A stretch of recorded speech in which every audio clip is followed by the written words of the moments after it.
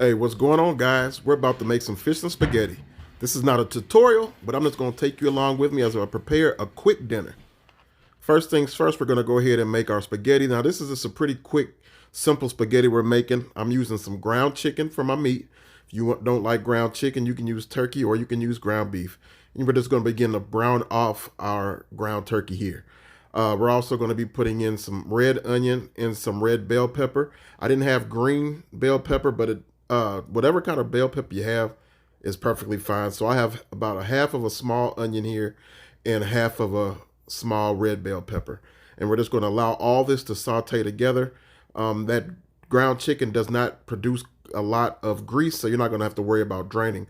I'm also going to go in with about a couple tablespoons of minced garlic at a certain point too. All right, so it's gone a few minutes. We're going to go ahead and season up our meat. I'm using some granulated garlic. We're going to be using some Lowry seasoned salt, some black pepper, kind of to season it however you typically make your spaghetti though. Just make sure you season it. I'm also going to be adding in a little bit of Italian seasoning to this as well. And I know there's still so many of you out there that don't believe fish and spaghetti go together. If you've never tried it, don't knock it, because it goes together like a peanut butter and jelly as far as I'm concerned. All right, so we've allowed our meat to get done. Now we're going to go ahead and add in our sauce. I'm actually adding in about a can and a half of sauce. Kind of use whatever you want. You're going to doctor it up anyway. This is just some Hunt's spaghetti sauce, but you can use Prego or whatever you prefer. Again, I typically don't buy the most expensive stuff because we season it and kind of doctor it up anyway, and it all tastes the same after you're done with it. All right, we're just going to put it on low and let this simmer, and then we're going to go ahead and start on those noodles. After a few minutes of simmering, I am going to add in a couple teaspoons of sugar. This just kind of helps take that bitterness or that bite away that you have from canned tomato sauce. You can use honey and jelly works as well. All right, family, so we had our sauce simmer for about 20 minutes or so, and we got done with our noodles and strained them out. This was a 16-ounce box or package of noodles, and you're just going to put the whole package over in that sauce and that meat and mix it up real good. And that's going to be our spaghetti. Nice and simple. Then we're going to go ahead and start on our fish. We're using sway today. Nothing extravagant. Again, quick, easy, and delicious. Oh, yeah, and it goes together. And there's the finished spaghetti. Now it's time to get started on this fish.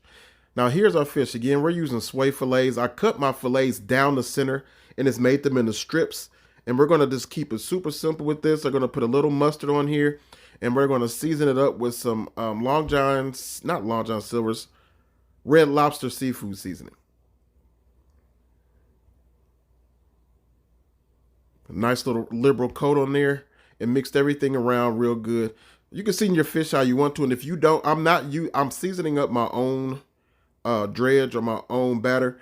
You can buy Andes or Louisiana or whatever. I'm just using regular cornmeal with a little bit of flour, and then we're seasoning it up with onion, garlic, and black pepper, and a little bit more of the seafood seasoning.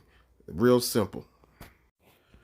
All right, we're just going to fry it in a shallow pan today. Just using regular vegetable oil. Make sure that your oil is hot though. You know, if you start frying fish in some oil that's not hot, your fish will be greasy and soggy. So we're just going. You don't want to overcrowd your pan. Take the temperature down pretty quickly. But this oil is nice and hot, and this fish is going to turn out perfect. As far as the seasoning, you just kind of season it to taste. There's nothing wrong with seasoning your flour or tasting your flour or your batter to see if you need to add any flavor to it. But again, you can go heavy with your garlic and your onion because that has no sodium in it whatsoever. And we're just frying a golden brown. So it took about 4 minutes or so on each side. Fish is fried hard, but the fish is not hard, if that makes sense.